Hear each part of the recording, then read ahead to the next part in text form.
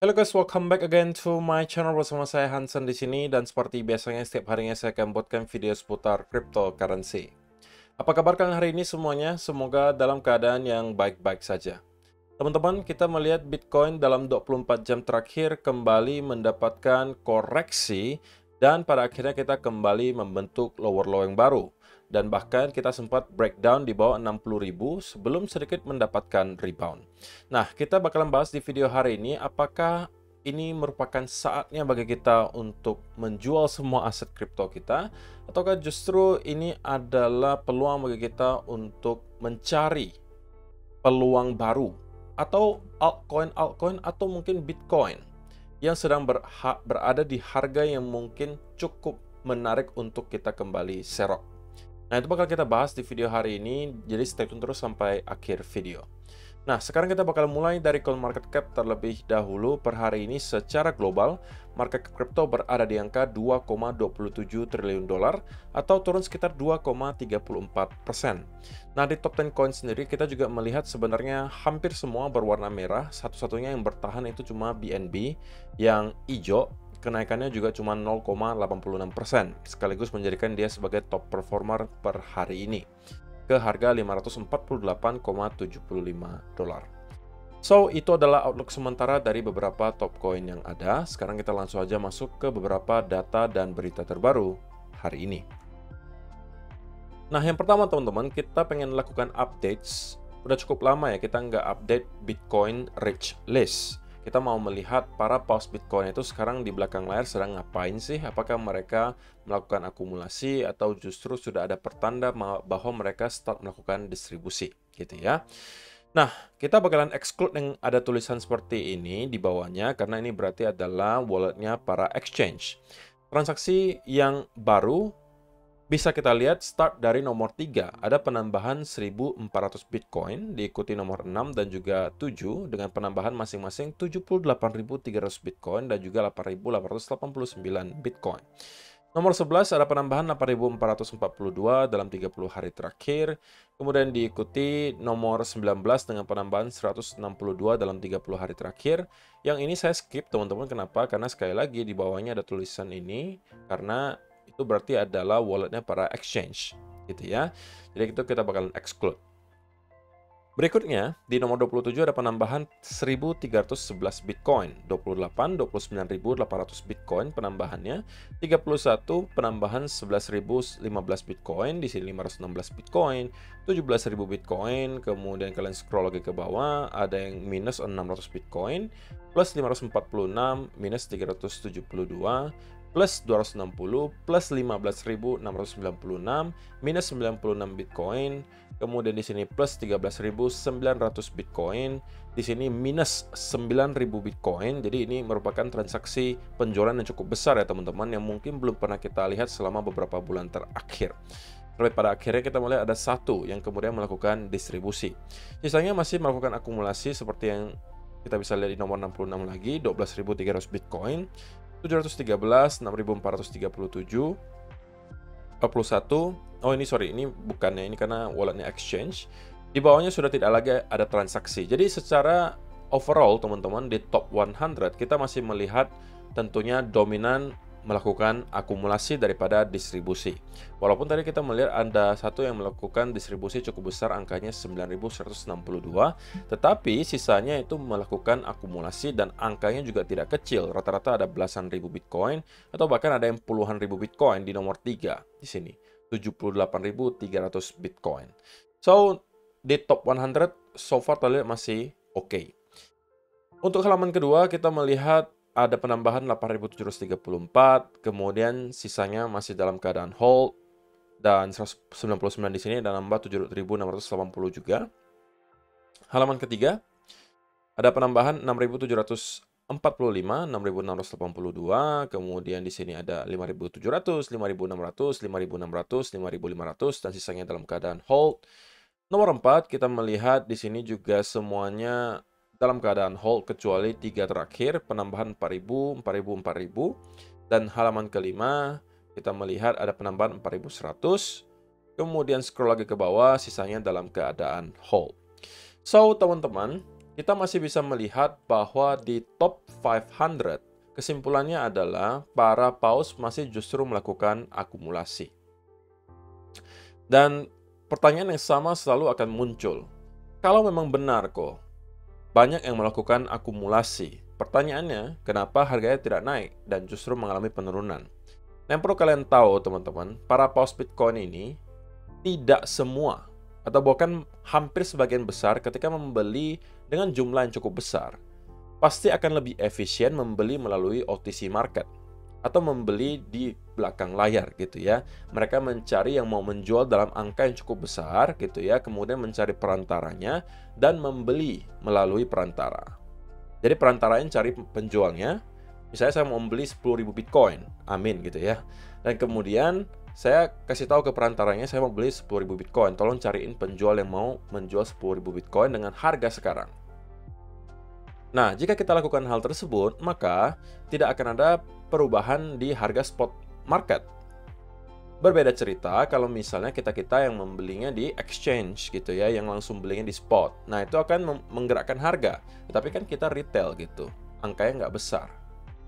Nah, kalau mereka yang membeli melalui spot market, di merekanya yang rugi. Kenapa? Karena kalau mereka beli di spot market, sedangkan liquidity di market sekarang lagi tipis, maka mereka bisa menggerakkan harga terlalu jauh tinggi ke atas, sehingga mereka tidak mendapatkan harga sesuai dengan keinginan mereka. Oke, jadi itulah yang sedikit banyak menyebabkan kenapa banyak orang yang akumulasi, tapi justru nggak ada perubahan harga sama sekali di spot market. Ya, walaupun teman-teman, cepat atau lambat gitu ya, cepat atau lambat, supply yang terus diakumulasi seperti ini membuat circulating supply Bitcoin tentunya terus mengalami penurunan. Ketika demand di spot market kembali naik, maka kita bisa expect pergerakan kenaikan Bitcoin itu juga akan cepat, masif ke atas. Kenapa? Karena liquidity tidak terlalu tebal, teman-teman. Dan datanya ada, bisa kalian cek sendiri, order book untuk Bitcoin sebenarnya nggak tebal-tebal banget. Sehingga ketika ada seseorang yang mau memanipulasi, bukan seseorang sih, tapi mungkin market maker atau sebuah entity yang besar mau memanipulasi, mencoba gitu ya, itu mungkin bisa dilakukan gitu. Walaupun mungkin nggak bisa terlalu jauh ya, tapi bisa dilakukan karena liquidity lagi tipis. Sehingga kalau mereka bisa menjual dalam jumlah yang besar langsung di spot market, yaitu bisa menggerakkan harga Bitcoin jauh ke bawah. Sebaliknya juga sama, ketika liquidity lagi tipis dan ada market maker yang mau mencoba ngepump harga Bitcoin dalam waktu yang singkat, itu juga jatuhnya lebih mudah karena tidak banyak yang jualan gitu. Jadi liquidity atau order book lagi tipis. Ketika ada orang tiba-tiba membeli dalam jumlah yang besar, apalagi membelinya terus-menerus gitu ya, nah itu bisa mengubah sentimen dalam waktu sekejap. Kenapa? Ya karena kita tahu banyak traders yang biasanya hanya mengejar gitu ya. Ketika harganya lagi turun banget, mereka juga ikutan jualan. Ketika harganya lagi naik kenceng banget, mereka juga ikutan beli.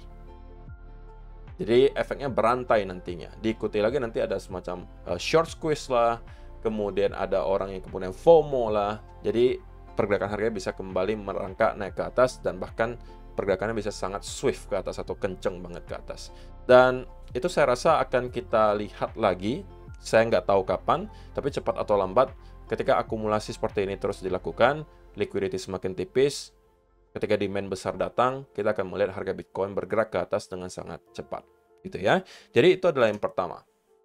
Yang kedua teman-teman, ini adalah visualisasi dari transaksi yang telah terjadi di spot Bitcoin ETF selama 96 hari trading days. Jadi ada 3. Dikategorikan di sini sebagai Bitcoin yang dibeli oleh ETF-ETF lain, oke?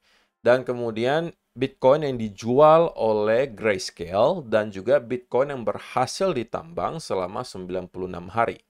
Kalian bisa melihat bahwa ada perbedaan yang sangat jauh, teman-teman. Bitcoin yang berhasil ditambang selama 96 hari, totalnya itu cuma 86.400 Bitcoin. Oke, 86.400 Bitcoin. Itu bahkan tidak sepertiga daripada yang dijual oleh Grayscale. Ya kan? Yang dijual oleh Grayscale 305.000 Bitcoin. Jadi sudah kurang lebih 50% dari total yang mereka punya sudah berhasil dijual, teman-teman.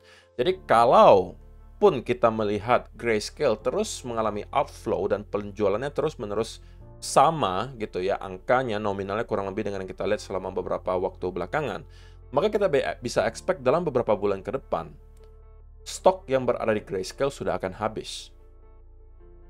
Dan yang berikutnya, yang membeli teman-teman itu juga nggak kalah banyak. Bahkan kalau dinetkan tentunya masih surplus. Yaitu totalnya adalah 531.000 Bitcoin. Oke? Jadi 531.000 Bitcoin ini tentunya melebihi jika kedua ini digabung. Kalau ini digabung ya kita anggap 400.000 Bitcoin deh gitu. Jadi masih ada surplus kurang lebih 100-an ribu Bitcoin. Dan perlu kalian ingat, reminder lagi teman-teman, dalam kurun waktu kurang lebih 2 hari, Bitcoin akan melakukan halving. Halving event sudah di depan mata, supply akan kembali mengalami penurunan, artinya supply baru yang diciptakan setiap hari mengalami penurunan, dan itu juga akan membantu dari sisi supply. Dan secara historis sekali lagi teman-teman, ketika kita melewati halving beberapa bulan kemudian, kita bakalan melihat pergerakan yang sangat masif ke atas di Bitcoin. Apakah kali ini akan terulang? Who knows, tapi beberapa cycle sebelumnya hal tersebut selalu terjadi. Apakah pada akhirnya kita akan kembali melihat sesuatu yang berbeda di cycle kali ini? Tidak ada yang tahu, tapi ya mudah-mudahan ya kita masih mengulangi hal yang sama dengan yang kita lihat sebelumnya, yaitu Bitcoin mengalami apresiasi secara harga yang sangat signifikan ke atas dalam beberapa bulan setelah halving. Ya, which is kita bisa expect mungkin di kuartal 3 atau kuartal 4 tahun 2024. Gitu ya. Dan juga yang terakhir teman-teman, sekali lagi melanjutkan apa yang saya sampaikan barusan. The Bitcoin halving is coming. The world is not ready. Jadi teman-teman, ini adalah yang bisa membuat kalian mungkin mempunyai gambaran gitu. Apa dampak dari halving di setiap cycle? Halving pertama, Bitcoin masih di angka $12. Setelah halving, kalian bisa melihat harganya secara eksponensial mengalami kenaikan yang signifikan, gitu ya. Dan di halving kedua, harganya sudah di $675. Halving ketiga, harganya sudah $9.760. Pertanyaannya, halving keempat kali ini, kira-kira harganya akan di berapa? Untuk sementara, ya kita bisa expect bahwa harga Bitcoin kemungkinan akan ada di range 60 ribuan di halving kali ini. Tapi cycle topnya di berapa? Tidak ada yang tahu, tetapi tentunya ekspektasi yang mungkin termasuk cukup realistis adalah di angka 100 sampai 150 ribu dolar. Karena tidak jarang teman-teman yang sekarang merasa bahwa 100 ribu itu bagi Bitcoin untuk cycle top kali ini sudah terlalu rendah gitu.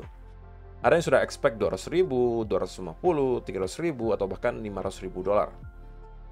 Nah, saya tidak berani mengatakan bahwa itu tidak mungkin terjadi, tapi bagi saya tidak mau terlalu jumawa gitu. Nggak mau terlalu overconfidence juga, takutnya kalau misalnya saya merasa bahwa Bitcoin akan bergerak sampai ke angka-angka tersebut, saya tidak tertarik untuk jualan bahkan ketika Bitcoin sudah di 100 ribu.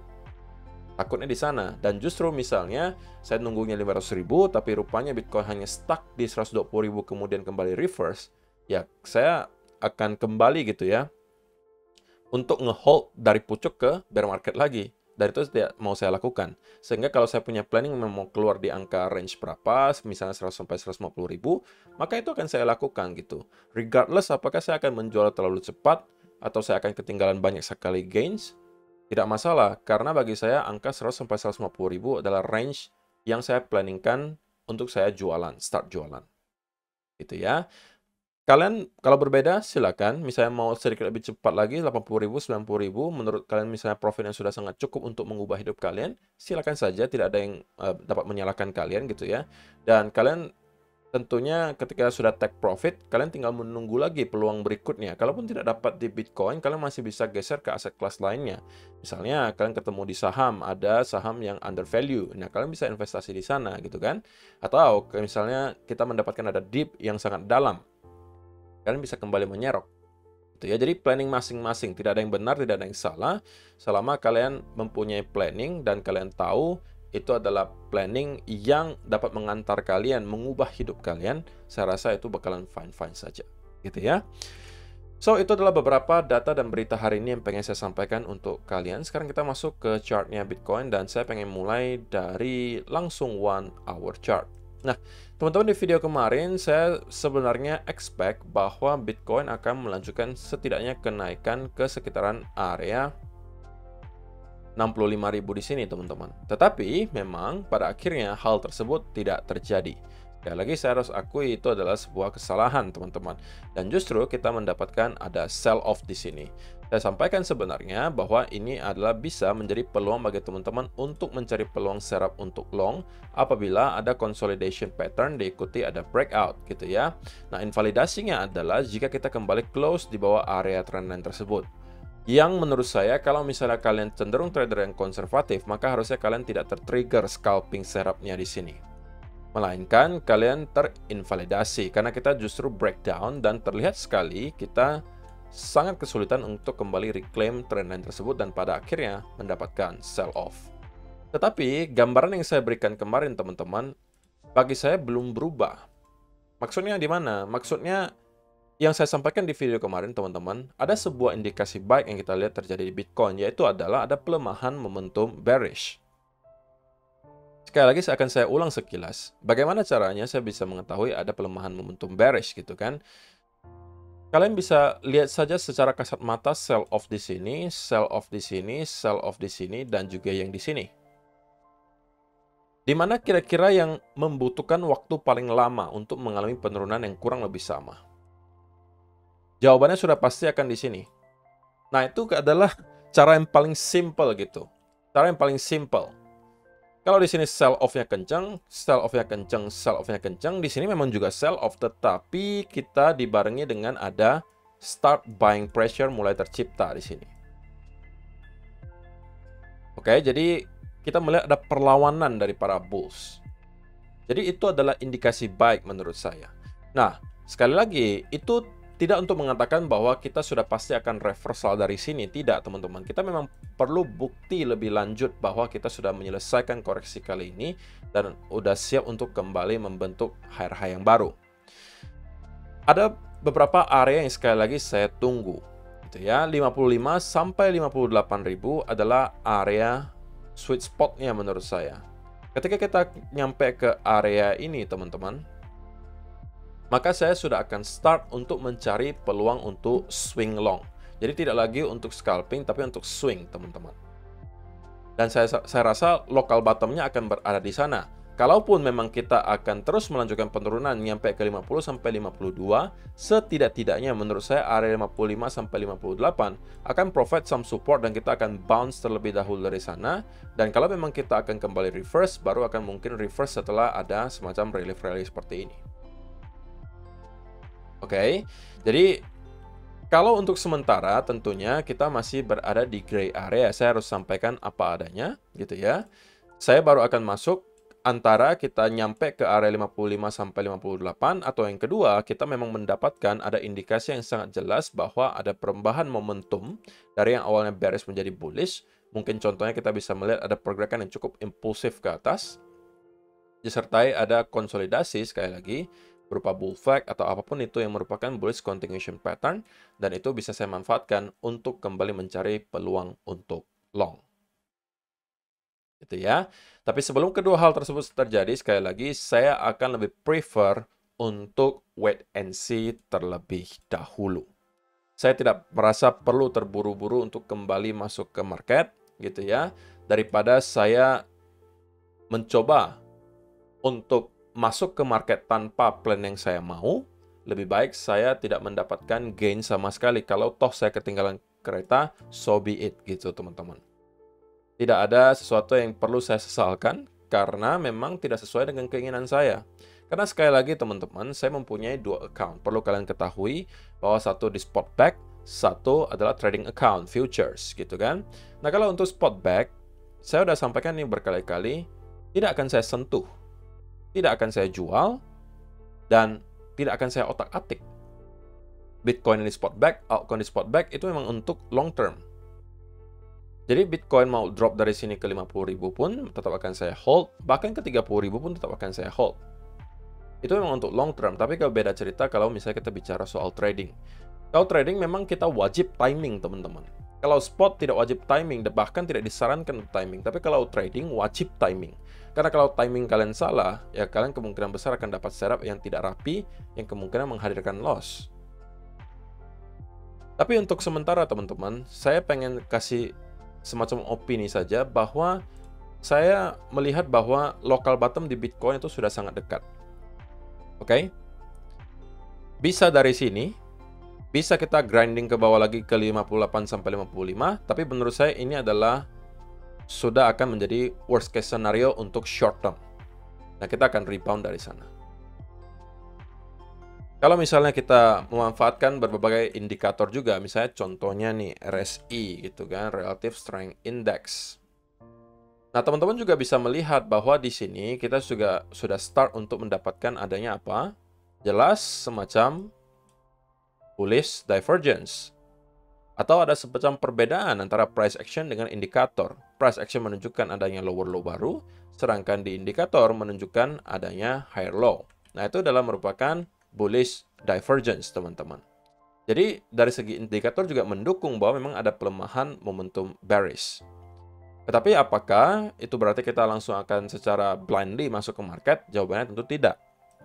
Sekali lagi, kalau kita nyampe ke area 55 sampai 58 dan ada reversal pattern, itu sudah pasti akan saya manfaatkan untuk mencari peluang untuk swing long.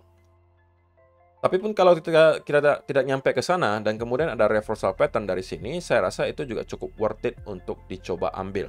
Karena semakin dalam penurunan yang kita lihat di sini, maka risk to reward ratio-nya untuk ke atas itu tentunya semakin besar. Gitu ya. Dan selama kalian menerapkan setup dengan risk to reward ratio yang baik, apalagi kalau misalnya 3:1, 4:1, kalian kemudian memanfaatkan setup 3 kali salah, 1 kali benar pun, itu kemungkinan kalian masih bisa profit.